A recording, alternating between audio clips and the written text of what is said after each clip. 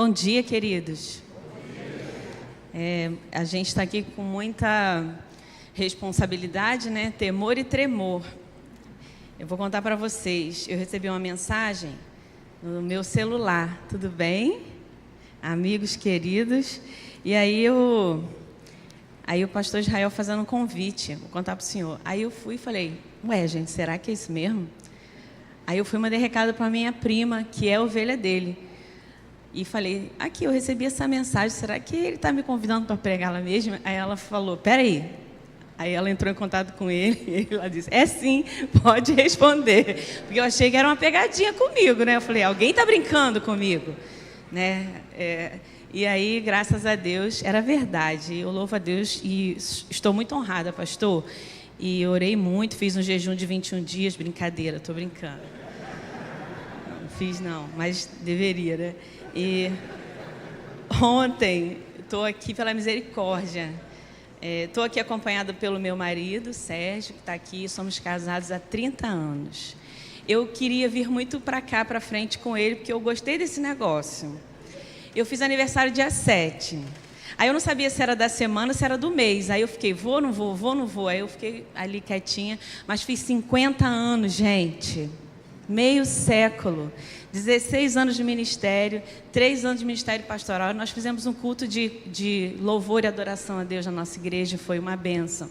E eu louvo a Deus. Também estou acompanhado do Guilherme, meu filho. Hoje ele faltou o culto lá na igreja que ele serve. A minha filha daqui a pouco chega aí, ela passou mal, ela está grávida, vai nos dar um neto, uma neta, não sabemos. Mas daqui a pouco ela chega com o meu genro. E o meu mais novo é professor de EBD, tem 19 anos. Está lá, não deixou de servir, também serve na mídia da igreja. Então, nós temos uma família que serve para a glória de Deus.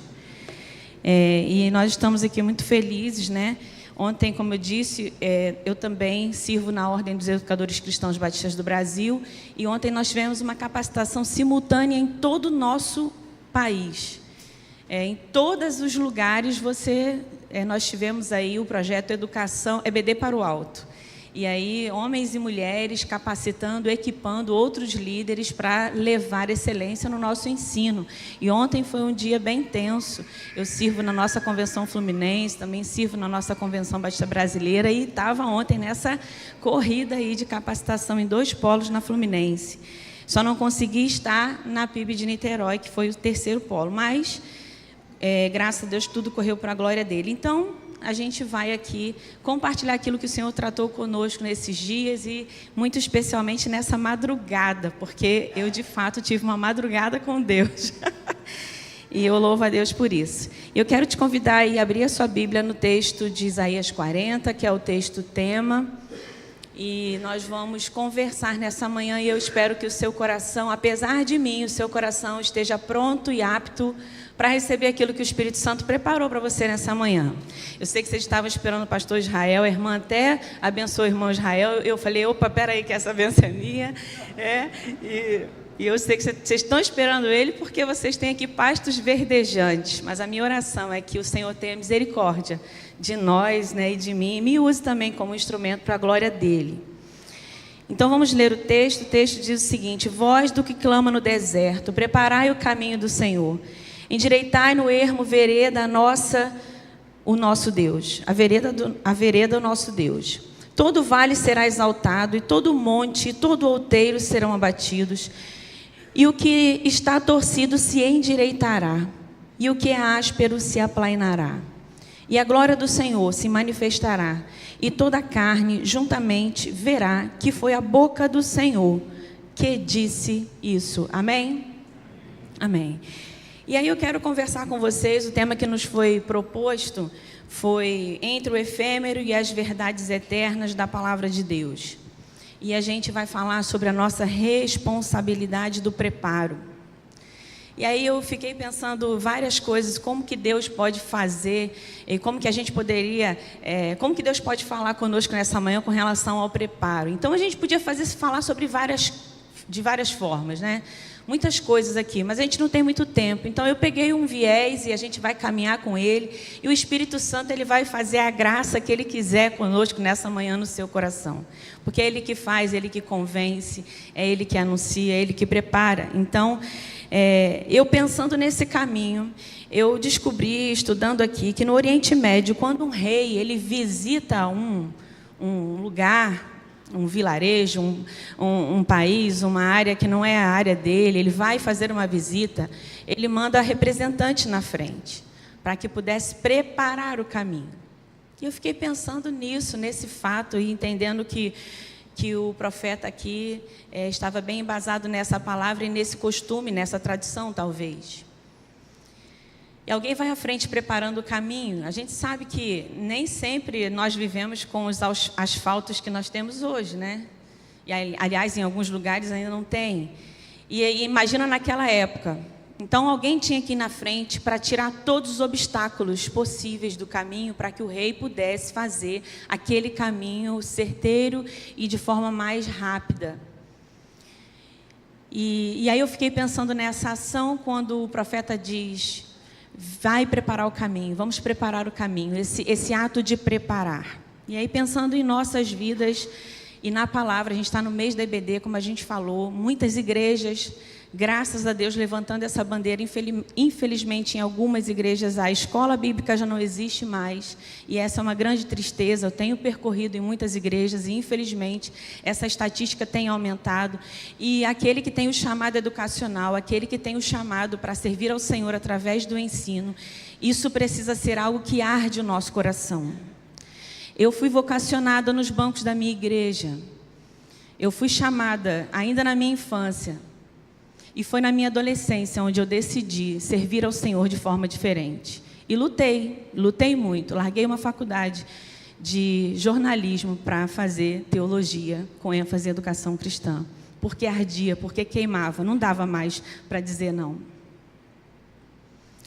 E por que hoje essa nova geração, ela não tem esse desejo mais tão ardente de servir ao Senhor de uma forma distinta? Quando eu era pequena, eu achava que Deus estava me chamando para ser missionária. E para ser missionária, eu tinha que casar com pastor.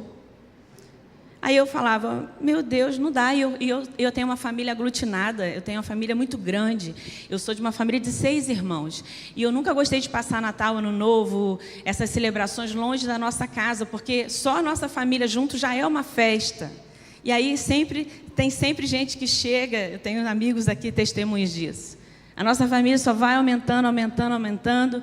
E aí eu falava: meu Deus, se eu tiver que ser missionário, eu vou ter que sair daqui, vou ter que ir para outro lugar, né, André? Eu vou ter que largar o meu país, eu vou ter que... Aí eu falava: não é isso. E é aquela briga dentro de mim, mas Deus tinha tanto para fazer no meu coração, no lugar onde eu estava plantado, no lugar onde eu cresci, no lugar onde eu vivi. E Ele quer fazer isso com você também, onde você está. Ele quer tornar você um educador, Ele quer tornar você alguém apto no ensino, Ele quer tornar você um discipulador, Ele quer transformar você num anunciador, aquele que prepara também. Ele quer.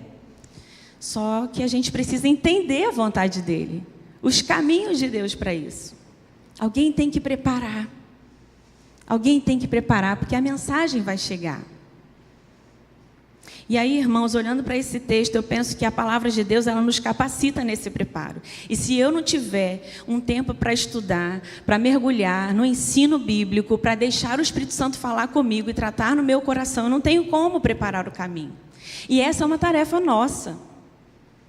Assim como foi para João Batista lá atrás. Assim como foi para João Batista. Esse texto faz parte de uma profecia que falava de João Batista, que ele viria, e ele veio para preparar o caminho, e veio e preparava o caminho onde? Onde ele pregava? No deserto. E ele veio e cumpriu essa profecia. E nós, às vezes, estamos passando por desertos, ou temos vizinhos, temos pares, temos pessoas que passam por desertos, e a gente não consegue chegar no deserto dessa pessoa e preparar o caminho para que o Espírito Santo chegue e faça a obra. E nós precisamos entender que essa responsabilidade é nossa, porque terra Terra seca simboliza estado espiritual vazio, ausência de vida e revelação divina. E eu e você estamos sendo chamados para remover obstáculos na vida das pessoas. A gente vai falar um pouquinho sobre isso no segundo culto. Em Timóteo 3,16 diz, eu esqueci de botar, acho que 2 Timóteo, toda a escritura é inspirada por Deus e útil para o ensino, para a repreensão, para a correção e para a instrução na justiça. E se eu não pego a palavra, não uso a palavra, para que ela possa moldar o meu caráter, promover a reflexão e o autoexame, e me orientar e me formar, por que eu estou lendo? Por que eu estou estudando? O pastor acabou de dizer isso, que nós precisamos estudar e aplicar a palavra à nossa vida. E ela precisa fazer sentido para nós. Eu não posso ler somente, eu não sei se vocês passaram por isso, mas antigamente a gente tinha uma caixinha de promessa, eu não sou tão antiga assim, né? Quem conhece caixa de promessa aqui? Ah, então tem um monte de gente antiga também, né? Aí a gente tinha essa mania, não tinha? De pegar ali um versículo.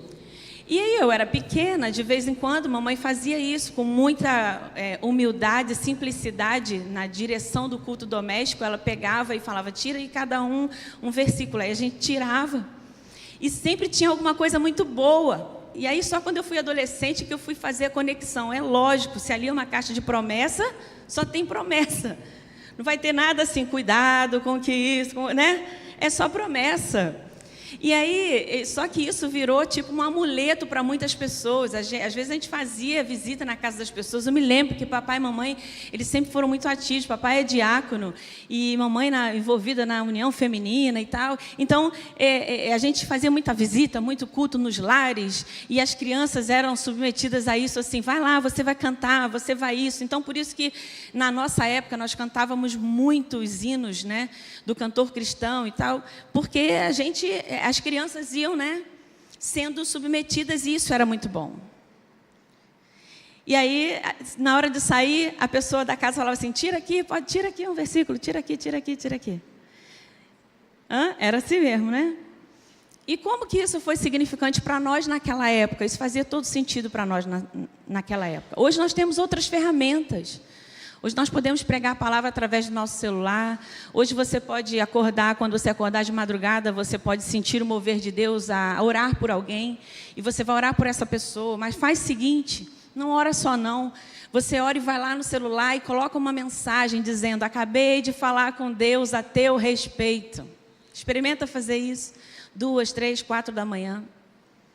E quando essa pessoa acordar, ou quando a pessoa tiver a oportunidade de olhar o celular e perceber que você esteve orando por ela enquanto ela dormia, ou enquanto ela estava numa situação difícil, ela vai entender que foi a mão de Deus que moveu alguém para orar pela vida dela.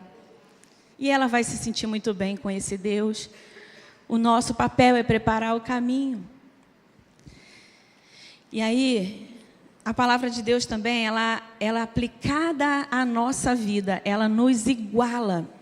Ela nos iguala. Nós somos aqui todos distintos uns dos outros. Cada um de nós tem uma história, cada um de nós tem um currículo, cada um de nós tem uma dor, cada um de nós tem um desejo, né? Todo o nosso perfil de persona, todos nós temos uma dor, um desejo, uma curiosidade, é ou não? Todos nós. Em algum momento a gente se conecta. Em algum momento desse a gente se conecta. Mas se todos nós aplicarmos a palavra em nossa vida, ela nos iguala. Porque para Deus isso não faz a menor diferença. Nós somos todos filhos. E aí, se eu aplico essa palavra ao meu coração, ela me iguala. E isso faz parte de um processo contínuo de preparo. E aí isso traz para nós unidade. Gálatas 3:28 diz, não há judeu nem grego, escravo nem livre, homem nem mulher, pois todos são um em Jesus, em Cristo Jesus. E a gente ainda briga por diferenças, a gente ainda briga por posições. Você pode, eu não posso, eu posso, você não pode, está errado. Quem somos nós? A Bíblia diz que não tem nada disso diante de Deus. Não tem diferença nenhuma entre você e eu, porque o nosso Pai disse que é assim. Amém? E às vezes a gente toma conta daquilo que é de Deus, a gente toma conta dos processos de Deus, a gente toma conta das ações de Deus, a gente costuma colocar Deus numa caixinha. E Ele tem que agir do jeito que a gente pensa. Olha isso, como nós somos. Quem somos nós, queridos, para isso? Não, o meu papel é fazer com que essa palavra se aplique à minha vida. Senhor, como é que eu posso ser esse instrumento na sua mão? Para que o Senhor faça aquilo que o Senhor quer fazer nesse tempo e nesse momento. Porque a forma com que o Evangelho é vivido e pregado aqui, é a mesma que é pregado em outros lugares, mas a forma que é vivido aqui é vivido de outra forma em outros lugares. E tudo bem, porque o nosso Deus é múltiplo em seus dons e nos equipar da forma que Ele quer. De repente, o seu dom é algo tão importante, é tão valoroso diante de Deus e é tão simples, mas eu não consigo, porque não foi isso que Deus me deu. Não foi essa aptidão que Deus me deu. E aí a gente precisa de uns dos outros para nos conectarmos. E isso faz a gente fazer parte desse corpo. E isso nos torna iguais e tão dependentes um do outro, né? A gente não consegue fazer nada sozinho, ninguém consegue fazer nada sozinho. E é tão bom quando a gente tem alguém que vai dar conta daquele recado, que a gente vai pedir alguma coisa e a pessoa, pode deixar, eu vou fazer. Então, eu lido com pessoas, na gestão de pessoas. Então, é um projeto, eu tenho que chegar e dizer, olha, a gente vai ter essa capacitação. Então, a gente precisa de gente aqui, ali, a gente faz aquele 5W, 2H, vamos sentar, quem vai fazer o quê? E tal hora tem que estar pronto, porque se eu tiver que fazer sozinho, eu caio durinha. Não dá, ninguém dá conta. Mas tem um irmão que vai fazer aquilo bem feito, e tem outro, e tem outro, e tem outro, e tem outro. E isso nos iguala, porque o Senhor quer contar com a gente. Agora, como vai ser e o que vai ser é com Ele. É com Ele. A palavra vivida nos iguala. O livro Trelice e a Videira, página 99, não sei se você tem. Essa palavra, ele diz o seguinte, a palavra, e a gente vai fazer aqui um trocadilho, né? Não é apenas proclamada por todos, certamente é vivida e praticada. E é assim também que os aprendizes aprendem. A palavra é proclamada por pessoas que mostram a sua verdade e caráter ao vivê-la, assim instruindo e encorajando outros, que por sua vez recebem a palavra e a vivenciam. Então, o que está escrito na palavra, e a gente sabe quem é a palavra, isso serve para todos nós. A gente vai falar um pouco mais sobre isso no segundo momento, mas eu gosto muito de acreditar que eu preciso ganhar as pessoas para mim primeiro, para depois ganhar para Jesus. Se tem um vizinho que não se relaciona comigo, que não gosta de mim, que não tem prazer na minha presença, ele jamais vai gostar do Deus que eu sirvo e não vai nem querer conhecer. Então eu preciso me relacionar, assim como Jesus veio e se relacionou. Ele se relacionou com a criação, Ele se relacionou conosco, Ele criou vínculos, Ele criou elos e através das conexões, Ele se fez presente. Então não adianta a gente viver como se a gente fosse viver a nossa vida, o Evangelho só para nós. Se a gente vai no mercado e a gente vê que o preço de um produto está bom, está barato, está inacreditável, qual a primeira coisa que a gente faz? Conta para alguém. Né? A gente tem um grupo no condomínio lá, só de mulheres. Tem um grupo do condomínio oficial e tem aquele, né, das poderosas lá, das superpoderosas. E aí, toda hora vem alguém assim, gente, estou aqui no mercado tal, olha o preço do morango, olha o preço do não sei o quê. Olha, sabe essa coisa assim? Gente, eu comprei isso aqui na internet, está sendo bom a beça aqui em casa. Se você experimenta algo bom, se você tem a experiência de algo bom, de viver algo bom para você relevante, você vai contar para alguém. Então, a pessoa que ela vai remida pelo sangue de Jesus, ela não pode ficar calada. Ela precisa preparar o caminho. Ela não pode ser empecilho, porque a Bíblia diz que ai daqueles pelos quais vier o escândalo. Eu não posso ser pedra de tropeço para a salvação de ninguém, do meu irmão, da minha família. Então, nós precisamos preparar o caminho, aplainar, liberar. Eu costumo dizer que nós somos crentes lixas, né? Eu não sei por que cargas d'água, mas Deus sempre me coloca perto de gente difícil. Acho que é porque eu sou difícil. Deve ser. E sempre tem alguém no meio da equipe ou no meio do projeto que é uma pessoa que... Aí o pessoal chega e fala assim, pastora, não me põe para trabalhar com fulano, não. Fulano não vou trabalhar, não. Aí eu, ai, meu Deus do céu. Aí vamos fazer a escala. Não, pastora, pelo amor de Deus, não me deixe com a pessoa tal. Não, não quero, não vou vir. Gente, mas por que não com a pessoa? Por que não? E aí, há uns anos atrás, o Senhor quebrantou o nosso coração com relação a isso. Ele me ensinou a fazer. E aí eu ouvia isso, né? Não me escala com fulano, não me escala... Na época eu servia como líder do Ministério Infantil de uma igreja. E a gente tinha uma equipe muito grande. Nossa igreja, na época, tinha 389 membros. 171 deles eram voluntários no Ministério Infantil. Amém? Amém. Amém. Para a glória de Deus. Para a glória de Deus. E aí, no meio dessa escala de trabalho, uma pessoa chegou e falou para mim, ó, não me coloca para ministrar o culto no grande grupo com a fulana de tal, no dia da fulana de tal. Aí eu arregalei o olho e falei, mas como assim? Não dá para trabalhar com fulana, não. Ela é muito difícil. Aí eu falei, meu Jesus, tem misericórdia. E, de fato, ela era uma pessoa difícil. E aí eu comecei a orar a respeito daquilo. Falei, Deus, me ensina, me ajuda a lidar com essa situação, porque eu preciso desse pessoal aqui. Esse pessoal está aqui junto. E aí Deus começou a ministrar no meu coração para que eu me aproximasse daquela pessoa difícil e eu trouxesse ela para perto de mim. Trouxesse ela para perto de mim e convivesse com aquela pessoa. Aí eu falei, meu Deus, mas ninguém chega perto. Aí o senhor está mandando eu chegar. Ué, minha filha, eu coloquei isso em você, vai lá e chama. Eu falei, você não gosta de receber as pessoas? Você não gosta de receber na sua casa? Você não gosta de tomar um café? Vai lá, convive, chama. E assim eu fiz. Chamei. E depois eu marquei a reunião do grupo de comunhão, porque nós tínhamos uma reunião de alinhamento e comunhão e crescimento para a gente desenvolver laços, porque é assim que a gente aprendeu dentro do ministério, do grupo de voluntários. Aí eu marquei, sabe aonde? Na casa dela. E ela abriu as portas. E sabe o que aconteceu, irmãos? Naquela reunião, que era uma reunião muito informal, e reunião de troca, partilha, ela contou como que foi a vida dela. E não tinha um voluntário, servo ali, que não estivesse chorando enquanto aquela irmã contava como tinha sido a vida dela. E naquele momento, todos os muros caíram, todas as armas caíram, porque aí o nosso olhar mudou, a gente começou a olhar para aquela mulher entendendo assim, meu Deus, eu não conseguiria passar por metade do que ela passou. Eu não suportaria ouvir isso da minha mãe, de alguém que me gerou.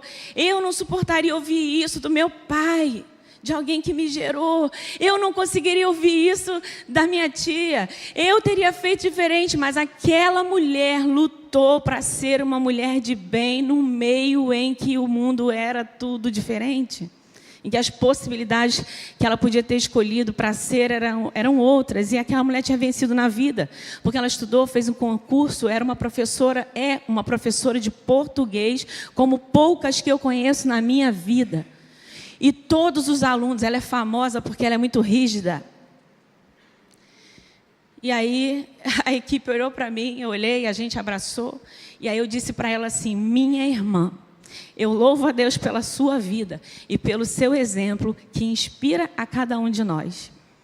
É uma honra servir ao seu lado. Às vezes, Deus usa a gente para um lixar o outro. Nós, mulheres, sabemos como que é ruim a gente ficar com uma pelinha na unha incomodando a gente. Aí, esbarra naqui, tira fio do Sharp ali, das meninas chique. Aí fica, meu Deus do céu, não é? A unha faz isso. Faz isso. E aí a gente não sossega enquanto a gente não pega uma lixa e vai lá, ó, tirou, lixou. Então, às vezes, ser crente lixa dói. Incomoda. Alguém está ali te falando a verdade, está falando uma coisa que você precisa mudar e melhorar. Se for baseado na palavra, querido, querida, ouve e faça, obedeça, porque a palavra aplicada nos iguala. E aí, por último, a palavra, ela será revelada. Olha o que diz o versículo 5. E a glória do Senhor se manifestará, e toda a carne juntamente verá que foi a boca do Senhor que disse isso. Nós sabemos que tipo de profecia que ele está dizendo aqui.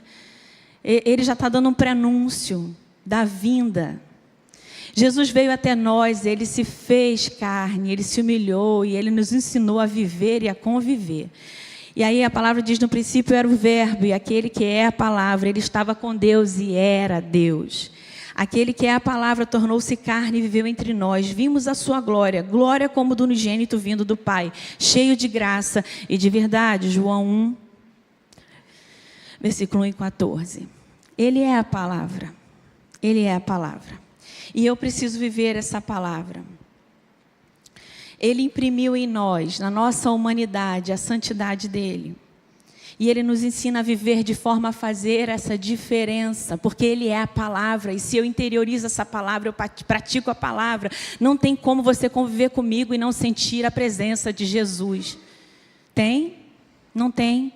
Não tem como eu conviver com você, que é alguém transformado, lavado e remido pelo sangue de Jesus, e não perceber a presença de Deus na sua vida. É assim que tem que ser.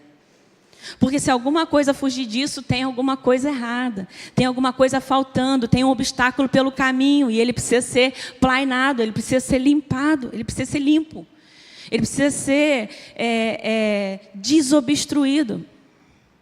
E isso, irmãos, é uma constante em nossas vidas, uma constante em nossas vidas, porque eu preciso me capacitar com a palavra.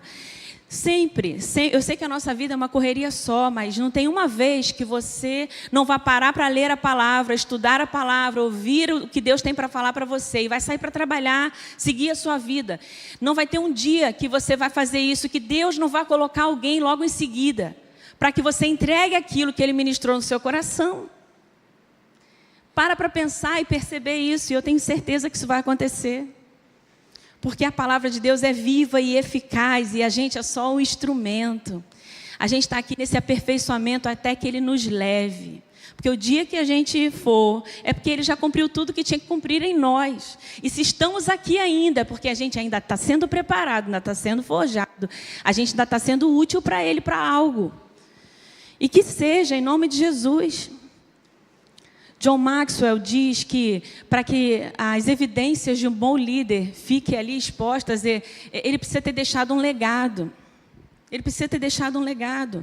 Então, vamos fazer e trabalhar no reino de forma que a gente vá capacitando e equipando outras pessoas, para que quando Deus te chamar para outro lugar, quem ficou ali, quem você preparou, vai continuar aquilo que o Senhor plantou naquele lugar. Porque se não continuar, é porque alguma coisa deu errado. E os líderes têm muito medo, né? Muitas pessoas, não é o caso aqui, mas a gente lida com isso. As pessoas têm medo de chamar alguém que é muito bom numa área que a gente não é. E aí o próprio John Maxwell vai dizer que um bom líder, ele chama as pessoas para perto, pessoas que são melhores do que ele. Ele se equipa de uma equipe bem estruturada e melhores do que ele. E aí é certeza de que aquele projeto, aquele desafio vai ser cumprido, vai ser feito e vai ficar, vai permanecer. E aí a gente está falando exatamente dessa diferença, de você se acostumar com coisas que perecem, que de um dia para o outro elas somem, que é o efêmero, e aquilo que permanece eternamente. E a gente acaba valorizando muito, né? Eu vou fazer um exemplo aqui muito simples. Eu gosto de plantas. Meus pais são do interior, então eu amo planta, eu amo horta, eu amo tudo isso, né? E aí eu tive uma dama da noite. E aí a menina cresceu e não tinha mais para onde. Aquilo incomodava a galera lá de casa, porque era uma varanda pequena. E ia crescendo.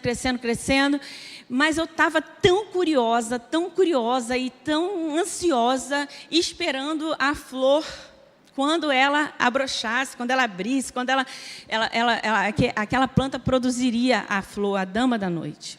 Até que chegou o dia. Aí saíram uns 3 botões. Eu tenho foto desse dia. E aí chegou o dia e eu fiquei ali esperando aquela flor, né, abrir. Aí está quase, eu falei, amanhã ela vai abrir. Beleza, passou a noite. No outro dia, quando eu cheguei, que eu olhei, o que aconteceu? Ela estava murcha, porque aquela era a noite da dama da noite. Aí eu falei, meu Deus, é dama da noite, ela só abre à noite, não adiantava eu olhar no outro dia. Perdi. E tenho foto dela lá, ó, murchinha. E aí eu dei tanta importância para aquilo que passaria tão rápido, para aquilo que seria tão... E às vezes a gente não valoriza aquilo que permanece, aquilo que é perene. Muitos desvalorizamos os relacionamentos conjugais.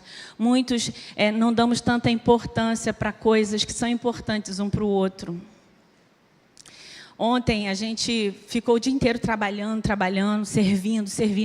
Meu marido ali comigo, põe aqui, põe ali, nananana. De noite, aí o Guilherme falou assim, vamos jogar Catan, porque lá em casa nós gostamos dos jogos de tabuleiro. E Catan é maravilhoso para juntar a família. E aí eu falei, eu falei, filho, eu só não posso jogar, mas porque eu preciso estudar. Ok. Aí eu falei, vou deixar vocês aqui, chamamos a filha e tal, mas antes de sair daquele cenário, eu agarrei meu esposo no sofá. Aí ele me olhou assim, eu falei, eu passei o dia todo com você, mas eu estou com tanta saudade de você. E aí ele riu, ficou na frente de todo mundo, abracei ele, amor, estou com tanta saudade de você, eu fiquei o dia todo com você, mas estou com saudade de você. Então, se Deus me levar hoje, irmãos, Ele vai ficar com essa lembrança. Você sabe o dia que você vai? Vocês sabem o dia que vão?